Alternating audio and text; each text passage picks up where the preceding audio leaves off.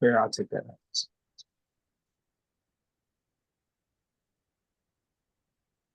All right, Jumbo, Hotel, Mache, Icaro, Sabona, and Abarigani. I know there's a different way to say Abarigani for the morning time. What I forgot, y'all gonna have to tell me again. This is Baba Kendu with It's Bigger Than Hip Hop. We're here with the group Black Anger, who are Northwest legends. We introduced them last year as E-Real, the lyrical assassin, also known as Asim Hashim, and DJ Saeed. These are my brothers. If you can see the picture behind me, you can kind of see all of us. That's a different shot from a newspaper of Black Anger. That's my group. We was running things in the Northwest from around 1994 to about 2000 when I left. But in our own right, we've been keeping things going. All right. So we're going to continue our conversation today for part 2. Again, make sure you got your notebooks. Make sure you taking notes. I know Cairo going to take some notes. He's always taking good notes because there's key things that are going to be shared that you need to write down, whatever resonates with you, because we'll discuss them at a later date. All right, so I'm going to say, go back to the Anna Garcia interview. Go back to the Professor O interview. Go back to the different people that I'm gonna have on there. I'll go back to the Black Anger interview, right, or conversation, and let's discuss this part, that part, so forth and so on. Kata kata. All right. So, brothers, we know as hip hoppers, as pure hip hoppers like we are, there are unwritten hip hop rules, right? And one of those rules is no biting, right? Right. It is crazy important as an MC, right? You're an artist, you're an MC. When you're an MC, or you're an artist, you are participating in what we call self-expression. So in hip hop, unlike any other music genre, no one is supposed to write your lyrics for you, right? If you have R&B singers, Whitney Houston, Aretha Franklin, to Mary J. Blige, to D'Angelo, or whatever, a lot of times other people wrote those songs for them, right? And they became big hits, right? In country music, somebody else may be writing those songs for them. Even though hip hop is one of the newest music genres, it is almost taboo for a rapper to have another rapper or MC to have another MC or rapper or whatever to write their lyrics for them. But in today's time, it appears that have changed. That hip hop rule is no longer a rule anymore in many cases because they have inserted something called the ghost writer, right? What do you guys feel about the integrity of that kind of lost pillar, if you will, of for writers?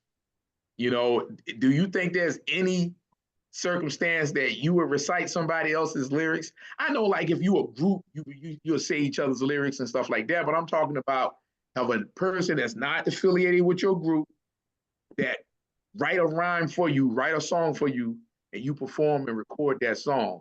Like, is that something that you have ever considered or will consider doing? If so, why or why not? Who's Sai? Go ahead. Go ahead. You could give your answer first because my answer is a little bit more complex. I believe my answer is going to be a little bit complex. Culturally, it's unaccepted, man. You know, culturally, you let like you, a lot of people today in today's music, this genre. It's a genre today. Well, not just today, but it's been a genre. But I'm just saying, um, people are just out for that to be recognized and trying to get that hit, you know. So um it's not a big deal if someone is, writing your rhymes for you, because you're just trying to make that hit, you know. But that's not culture, that's not the culture side of, what hip hop is supposed to be, you know. Uh I'm not an MC, but I know a thing or two, about it. But you know, you're just not supposed to recite another one's lyrics. It's just code. You don't recite anyone's rhymes. No one's supposed to write your rhymes for you, because it's supposed to come from you. This is you. You bragging about yourself. You boasting up yourself. I'm this, I'm that. Or whatever. And that's how the rhyme scheme used to be, initially, when hip hop was kicking off, hip hop before hip hop was hip hop. That's what it was. um but yeah, I mean, it's culturally is a big no-no. It's just a rule. I.e., All right. So being an MC, right? I have mixed feelings about it, right? So, but that's the key point, is being an MC, right? So the art of MCing inherently means to master the ceremony.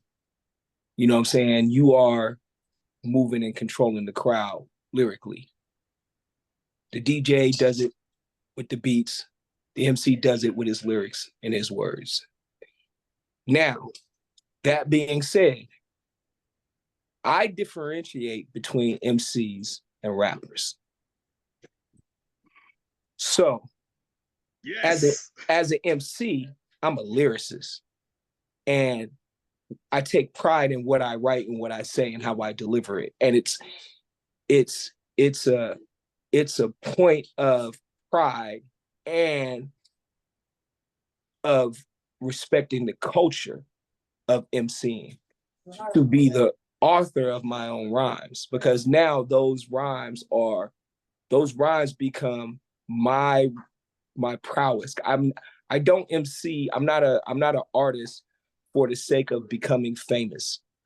I'm an artist for the sake of being respected for my artistry. So, as such, you wouldn't expect Picasso to pass off a Leonardo da Vinci painting and say that it's his. You would laugh Picasso out of the damn art gallery. It's the same with MCing. Now, if you are a rapper and you have no respect, I'm not even going to say respect, but you have no allegiance to the culture of hip hop. You're just trying to be famous. Then, of course, anybody could write your rhymes and you could spin them, because have no you have no allegiance to the culture of hip hop. So if you're going to be aligned with the culture of hip hop and claim to represent true school true hip hop on any fashion, and call yourself an MC, you need to write your own lyrics. But if you're just trying to be an artist or make money or do whatever with it, then of course you could have somebody else write your lyrics, because you are not culturally, emotionally, spiritually invested in perpetuating the culture of hip hop. You are just taking one facet of the culture and trying to exploit it for your own personal gain. And I don't necessarily have a problem with that. Just don't call yourself an MC. Because in order for you to be You an know, MC, you yeah. gotta show and prove. And I'll pull your card on the spot. And you're not gonna be able to recite some pre-written rhymes, because I'm gonna eat those up. And then what do you have once you run out of pre-written rhymes? I can go off the top all day. So No now doubt. the art of emceeing becomes a factor. So yeah, if you're just out trying to make hits and be famous, cool. You can recite someone else's rhymes, no problem. Just get your money, do your thing. But if you claim to be one of the top-notch MCs and you hanging your hat on that, you better be writing your rhymes, because when you run across a real MC, and there's plenty of real MCs out there, we're gonna be expecting you to either come off the top or spit something that's super high fire and come with it on a regular. So Yep. it's very important that MCs have practiced the skill of writing raps, and I know there's a big thing about writing and not writing and all that, whatever. I don't care how you get to the end result, as long as it's yours. Then I can respect you as an MC. But if you're just a rapper and you're just trying to make a hit, okay, cool. You're just an artist, and you need somebody to actually, with actual talent, to tell you what to say so you could be dope. But if you're an MC, nobody got to tell you what to say. That's just what you are and what you represent in your very essence, how you walk and live and breathe. So a poet is a poet. Now, somebody that recites a poet might not necessarily be a poet, but they can recite the hell out of somebody else's poetry. But do you call him a poet, or is he just reciting a poem? And I think rappers are just reciting raps, you know what I'm saying? But they not MCs. You know, we have a friend, close friend of ours, that said there's no difference between a rapper and an MC. You know, it's just semantics, you know. And I said, man, I beg to differ. And we debate about it all the time, all the time. You know, MC Hammer, when he first came out, he called himself MC Hammer. But after 2 or 3 albums, he dropped the MC and just was called Hammer. himself Hammer, because he recognized the difference. He recognized that what I'm doing is good in selling records, but I'm not doing what Big Daddy Kane is doing. Yeah. I'm not doing what Cool G Rap is doing. I'm not doing what KRS-One is doing or Rakim. So he even knew that, and he kind of had some respect and had the integrity to say, hey, I'm an entertainer. I'm going to drop the MC, and I'm just going to be Hammer. You know? Yeah. And I have to respect MC Hammer for that, or Hammer for that. Okay? There's some rules, man. There's unwritten rules in hip hop, because it's a culture. And for people that don't come from the culture, they're not like in it, they won't understand. Some of you might be going, what is the big deal? There's always in other genres like R&B and jazz or whatever, there's been other people that would write your lyrics and songs for you, right? In hip hop, it was such a taboo that if somebody wrote your rhyme for you, they're called a ghost writer.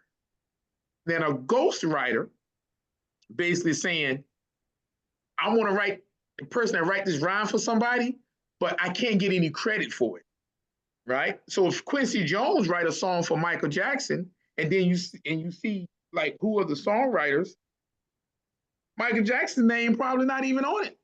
It's going to say Q Jones, because Quincy Jones wrote it. So he's going to get the royalties for it, right? Michael Jackson just performed it. So just because you're a performer don't mean that you are an MC. And I like what E-Real said right there, it's the difference between a rapper and an MC. It's not just semantics. It's a dope, deep cultural integrity thing, right? It's the same as, now we have some of you all who have taken music class, and you have used GarageBand or some type of app to make beats, right? Now, as a hip hop purist, I would say nothing's wrong with that, but as a hip hop purist, there are some of us that believe in using samples, right? I'm gonna let DJ Saeed explain, but there are things called sample packs. There's different terminology of things you can actually purchase, right? There are people that producers that do not want to pay for samples, to clear samples. DJ Saeed can talk to you more about what clearing a sample is. And because they don't want to pay money to clear the sample, man, they're desperately looking for ways to make something that sounds dope, fresh, but it's not a sample. They try to get it to sound like a sample sometimes. And what I like personally, when I say, man, that sounds sterile, right? It's sterile, meaning it has no potency, right? Saeed, add on to that piece of the conversation, man. Where do you fit into this conversation? What are your thoughts about it? And kind of explain to them and educate them about the different various ways of making beats. You know, what you prefer, what you don't prefer, what you do sometimes, what you don't do sometimes, and what other producers do, and what are some of these, the technology and the apps and the things that they use to make beats. This is a subject, man, I can go all night with, Yeah, do it in 5 minutes. yeah, that's a lot. That's a lot. So yeah, just try to be brief. Um, because I'm quite long-winded. But um, as you was talking about, like he explained the whole art of MCing. There's an art to beat making. You know what I'm saying? Um, and as far as sampling, beat makers is like the short form of a DJ, right? Because they're just see, back then it was the DJ. If you listen to a lot of the early records, let's take Run DMC Peter Piper, right? For instance, I'm pretty sure they know Peter Piper or heard that song. Um, they're not, they're sampling, but like they're not using the machine to sample. Jam Master Jay is cutting the sample in, with the turntable. Um, Producers these days, producers, I gotta stop saying these days, producers use, sampling machines, now to sample pre-recorded music and mix, the different sounds together to make one musical composition. Um so the whole thing about beat making is to do what the DJ was doing, with the turntable, but in short form. So you have to keep that, like you said, the integrity of that as far as making hip hop music, is using as far as using sample, is also called the art of digging. You're digging for those old rare sounds, those old rare grooves, you know, and yeah, you know, um, as he explained about the sample packs, um, it's still sampling, but you're not practicing the art of digging, for those rare grooves. Yeah, like explain to them digging, like crate digging, or like what are some of the lengths that you will go through to find these rare grooves or this the perfect beat? Looking for the I perfect mean, beat. you got people would travel, state to state, you know, country to country, man, continent to continent, man, to like find, one record. It'll be one record that just got this ill drum break, um, and that is the length that people will go, you know. Uh,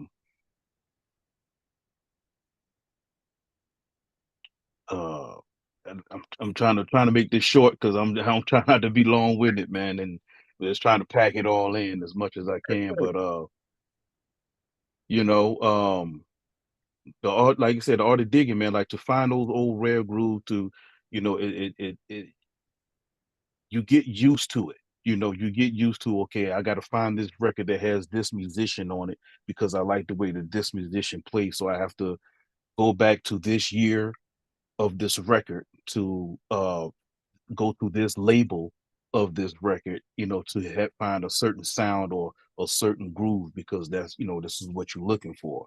Um, you can use, like back then there were people used like Tribe Called Quest, they would use like 5 different records to make a song, and Public Enemy, Public Bomb Squad. Enemy. Public Enemy will use 15, 15 different records to make a song, you know. So So it's yeah, like a but collage. yeah, and that's the whole thing with, making beats, from records. Using sample packs, people just tend to, just say, man, being lazy, is what I call it. Hey man, I'm gonna take this loop and just put it with this, drum beat, and then you got a nice groove, and people, there's major artists, have used these sample packs to make these songs, off of, off of these little sample packs. So uh yeah, man, it's I call that cheating, because you ain't putting in no work, you know. You're not Okay. putting in the work. But let me ask you this, Saeed. So I was talking to Ricky the other day. Ricky is a musician, Ebony's father, right? Did you know that Ricky was 70 years old? I knew he was up there. Yeah, I yeah, didn't know he was 70. yeah. I knew he was up there. Yeah. So Ricky was saying, man, he said, yeah, I know what Saeed does, Yeah, man, I remember when hip hop came, I just couldn't get with it because they're not musicians, right? They're not really Mm-hmm. making music. They're kind of stealing other people's music, Mm-hmm. you know? Well, and I'll say, Ricky, well, you don't understand how hip hop started and why, Yeah. you Mm-hmm. know, um, that came about. It was not like somebody had a meeting and said, you know what we're going to do? We're going to go through the flea market and look for some good old records, see what we can sample. There was no sampling in the Mm-hmm. first 6 years or so, more than 6 years, like the first 10 years, maybe. There was no sampling. The DJ was the sampler, right? Yeah. And he'd Mm-hmm. have 2 turntables, he'd have 2 of the same records, and he'd boom, boom, got. And then on the other record, he'd go boom, boom, boom, boom, boom, boom, got, boom, boom, got, and he'd keep that thing going. So the art form kind of came about innocently. It was just that's what they had. I think E-Real was talking last week. They took what they had. So he said, hey, you know what we got? We got these old turntables and my daddy's records, you know, and Mm-hmm. they played the music that they grew up on. James Brown, Sly and the Family Stone, stuff that had you on the floor, you know, Mm-hmm. and Mm-hmm. they didn't play the whole song. Sometimes hip hop was like disco cats played the whole song, but the thing that makes what Kool Herc was doing different than all these Grandmaster Flowers, DJ Hollywood, and all these other people that like to get into the hip hop conversation to say, hey, Kool Herc is not doing anything different. There was other people doing that before Kool Herc was, right? Um, King Disco Mario said he was doing the same thing where Herc was, and that's something that's debatable. But the thing that Herc was doing was finding the get down part. That's why there's a series on Netflix called The Get Down. They called it the Absolutely. break, the hook, Mm-hmm. the chorus, the downbeat. It's different. Mm-hmm. The break. That's why they call it The break. break, the breakdown. That Yeah. why we have b-boys are called b-boys and b-girl break boys because they were dancing to the break that Kool Herc To was the playing. break. And Right. Kool Herc gave them the name b-boys, right? Mm-hmm. Right. So I said, Ricky, you got to understand this thing came about very organically, right?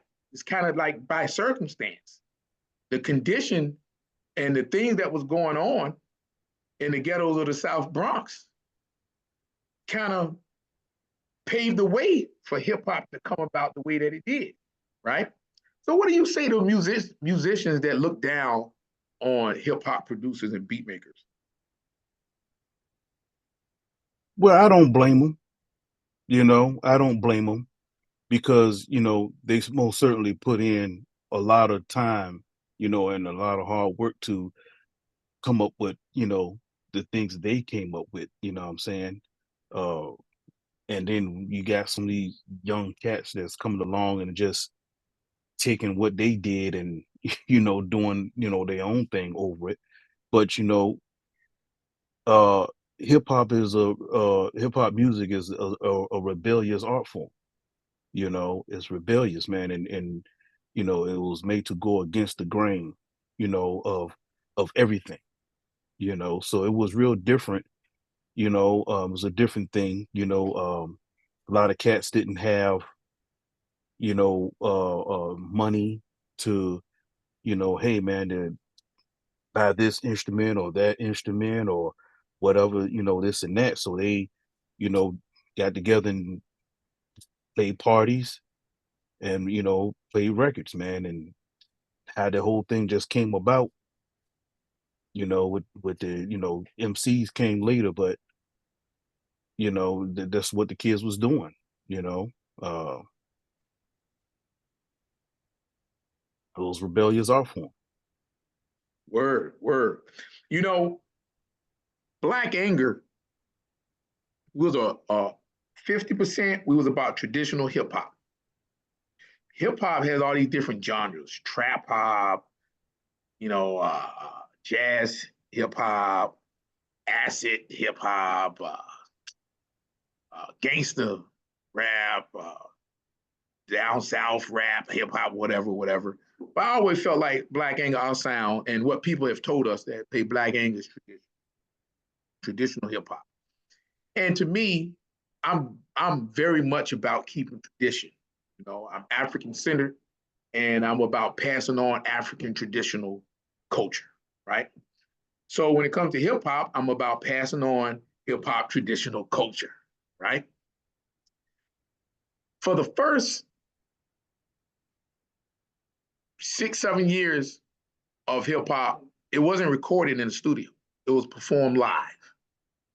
So for us, Black Anger, we felt like, hey, the way that we're gonna do our shows is the way that they was doing shows before hip hop found itself in somebody's studio, right? It was live, and it was two turntables and a microphone, right? Black Anger is known probably for more than our recordings, was more known for doing great shows, right? So much so that years after I had left Washington State, came back to Virginia, when my son Mutafa, he's 22 years old now, but he was probably 8 years old back then. And Lifesavers was in DC, DC. performing at the Black Cat, I think it was. Yeah. And and we was talking to Jumbo and what's his name? Jumbo and damn, I forgot the other brother's name. Yeah, me Anyways, too. and he was saying, man, y'all don't know what y'all did for us. I said, us who? You got Lifesavers. I said, what you mean? He said, you guys taught us how to do shows, how to rock shows.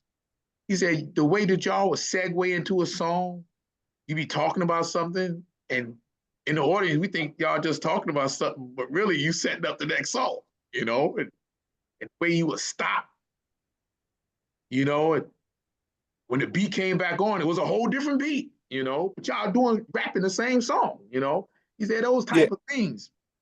He said nobody else was doing that like that in the Northwest. And remember, the Northwest is comprised of Seattle, Tacoma, Oregon, Vancouver, Washington, Idaho, Boise, Idaho. That's all the Northwest. Yeah. You talk about like what you felt like the difference between what we were doing and what others was doing, and why it was so important to you, and just the impact and the legacy we left just on our live shows alone. In the ways of the old school, we came to show you why my crew is number one. Where we come from, crews don't want none, though we show love to everyone. Hey, bro, That right, like when you started talking about it, that just jumped in my head. I was like, that, yeah, because it was, and that was something that you brought, dude, because you a little bit older than me and Saeed, and you were actually old enough to participate in hip hop before me and Saeed could participate in hip hop, because we were just too young to be out running around and be active. You know what I'm saying? We had to be home at a certain time. You know what I'm saying? And then Saeed had an added benefit of having you as a big brother, because you brought it home to him. You know what I'm saying? So he was like, yeah, my big bro is bringing me, showing me the ropes. But the event of holding true to the origins of the way hip hop was delivered, and then bringing it forward into the 90s and so on. And there was a couple other crews that was doing it, like Jurassic 5 comes to mind. Them brothers really held it down, like, yo, we're gonna show y'all how this really go. And Yes. But the most important thing was that live hip hop started out from the jams in the park and the parties, the legendary parties and jams in the park that happened in all across New York City, particularly in the South Bronx. And there were some legendary crews that never cut records. And those park jams were sometimes recorded, and those tapes were circulated around the world just by dubbing the tapes. I got a few of those tapes over in Germany from people who had came from New York in the early, like 84, 85, and they come in from New York and they're like, yo, man, it's crazy, because when they came, we as young hip hop connoisseurs of the day, young kids that are just thirsty for this new art form that's bubbling and going crazy. Because I was one of those kids. I used to stay up at night just so I could listen to all the hip hop music, because my mom pretty much banned the joint in the house. So I heard some of those party jams from the park, and that was my first taste into live performance of hip hop. I didn't know what I was listening to. I was like, this is dope. They had really dope songs, even though they wasn't even doing songs. They was just doing routines. I didn't know the difference. I thought they were songs, but they wasn't songs. They were performing in front of a crowd. And fast forward to the 90s, here I am in a group called Black Anger, and we took that same formula and updated it for what we were doing in the current day. So we took the old school formula of rocking shows and added it to the beginning of what we were doing as artists, as in our live performances. So when you came to a Black Anger show, it really had the feel of a park jam, because we didn't just rock songs. We would do songs, and sometimes it wouldn't even be a song. Sometimes it'd be a routine. It just felt like a song, but it was a routine.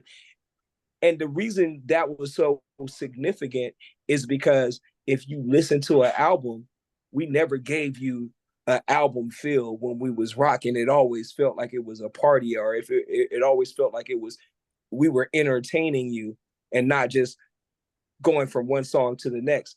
That is a very, very, very, very important thing in the artistry of hip hop and live performances. And we also made use of our DJ.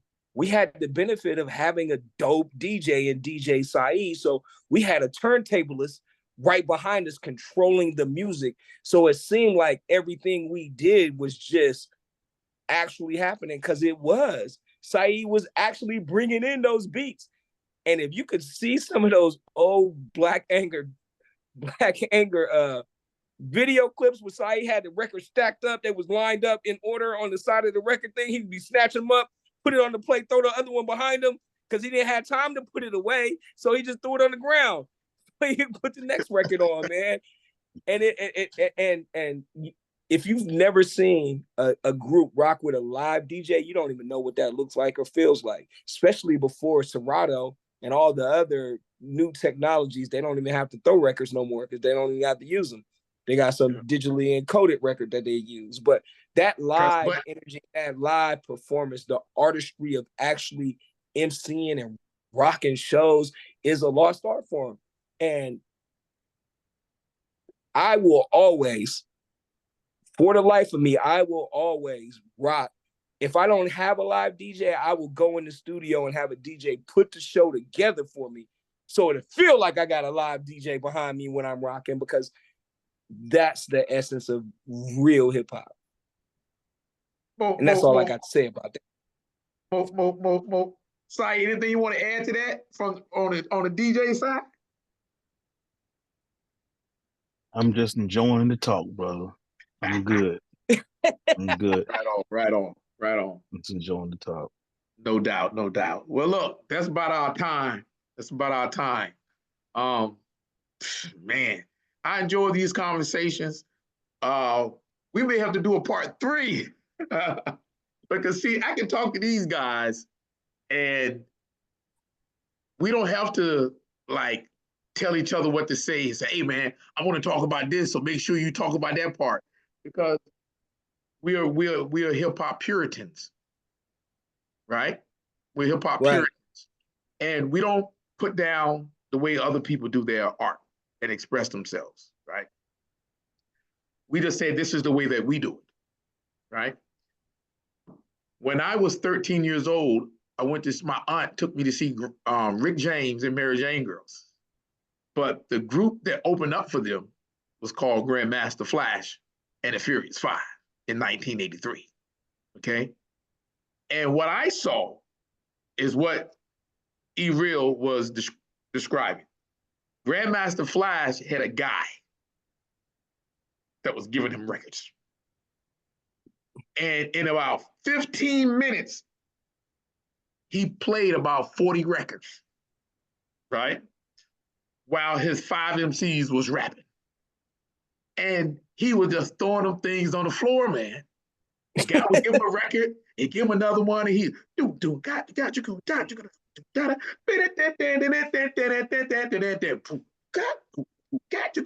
I mean, he was just switching these records, and I was going crazy. And when they were done with that show and everybody was clapping, I said, that's what I'm going to do. That's what I'm going to be. I'm going to be like those 5 guys, those 6 guys, you know. And we were hip hop before that, but to be an MC and a DJ, because I was MCing and DJing, that was my world. Like that's all I want to do, right there, you know. And the Creator made it possible that we came together and formed a brotherhood that goes beyond hip hop, but hip hop is definitely like the heartbeat of us together. These guys you see on this picture right here, right? So I'd like to thank you, brothers, for spending some time with me again. And this was very entertaining. And I know the Warrior Scholars is going to be very entertained. And I hope you're taking some notes. And we'll be back next week. And I have another special guest. I'm going to give Black Angle a break. But maybe in about a month or 2, we'll come back with a part 3. All right. And we'll talk about other aspects of hip hop culture and life. And as you know, Black pseudo revolutionaries. You know what I mean? Because we were just not rapping for the sake of rapping. We were not just doing art for art's sake. That's the difference between the African way of doing art and the European way of doing art. Sai, you heard the Talib and J. Rawls album. And they have a song called Breathe Something in Memory. Something. And in the beginning, he explains that Europeans do art for art's sake, just to be doing art. Like, yeah, I'm gonna be creative. But Africans do art with a purpose, right? In Nigeria, it's a thought and the concept that if you're an artist and you create something, that thing you created is an extension of yourself. Mhm. So if you are a person of bad character, if you are a person of poor character, and you created an art piece, and it was discovered that that nice statue or that painting was created by you, and everybody know you have bad character, they would break or burn that piece of art because they say you put your character, your bad, poor character into this art piece. And when you die, your poor character will still live on in it. And we can't have that. And if we take that sentiment as Africans, as new Africans, that use the Sankofa and reach back and recapture that sentiment, that meaning, we would think twice about how we carry ourselves and what we are doing and saying in the art that we are creating. I'll leave y'all with that. Until next week, y'all take care, respect yourselves, respect your elders, respect your parents, respect your ancestors. Baba Kendu, Asim Hashim, and DJ Saeed, Black Anger. See y'all next time.